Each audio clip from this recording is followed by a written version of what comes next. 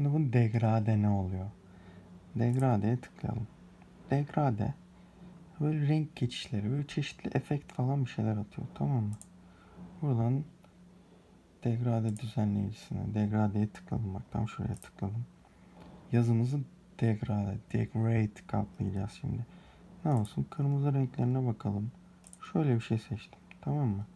Bak böyle pembeden mora doğru geçen bir renk. Tamam dedim. Yazıma bakıyorum.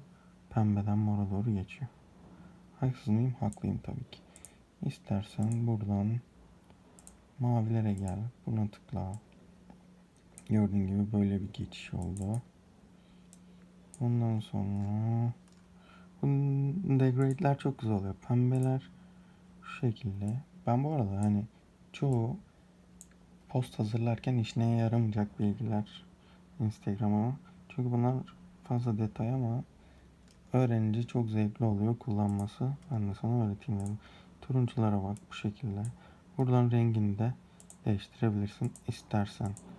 Renge tıklıyorsun. Mesela şöyle beyazdan kırmızıya geçsin diyorsun. Bakıyorsun. Beyazdan kırmızıya geçen bir degrade kaplanmış. Bu şekilde. Bunlar da İsmail'e hediye, fotoğraf falan hazırlamak için de Instagram'a atmalık önemli bilgiler diye düşünüyorum.